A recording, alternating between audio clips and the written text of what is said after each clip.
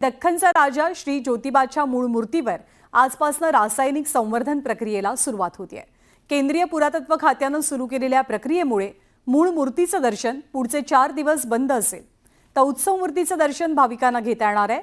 दरम्यान ही प्रक्रिया पार पडत असताना देवाच्या मूर्तीची कोणती विटंबना होता कामा नये, सोबतच मूर्तीच्या मूळ स्वरूपात बदल होऊ नये अशी मागणी केली जाते।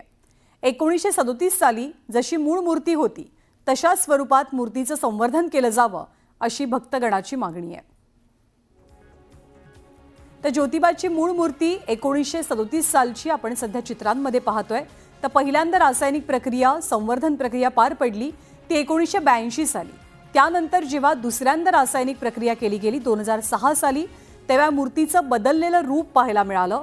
त्यामुळे आता मूळ स्वरूपात मूर्ती व्हावी, त्याच्या मूळ ढाच्यात कुठलाही बदल होऊ नये अशी मागणी भक्तांची आहे। 1937च्या मूळ स्वरूपाप्रमाणेच त्या मूर्तीमध्ये हे होणार आहे। त्यामध्ये आज कोणत्याही पद्धतीचा धक्का लावणार नाही, वरती जी रासायनिक प्रक्रिया होणार आहे त्याच्यावर। आता जी संवर्धनाची जी प्रक्रिया आहे आपल्या भारतामधली जी पुरातत्व विभागीय जे दिल्लीचं आहे, हे आपल्या भारतातलं 1 नंबरचं मूर्ती संवर्धनाचं काम करणारी टीम आहे। आणि या टीमची आपल्याला वेळ गेल्या 6 महिन्यापासून मिळत नव्हती। मात्र माननीय जिल्हाधिकारी साहेब येडगे साहेब यांच्याशी वेळोवेळी पत्रव्यवहार करून या टीमला यावेळेला आमंत्रित करून अशा पद्धतीचा जो संयुक्तरित्या जो कार्यक्रम आहे तो हाती घेतलेला आहे।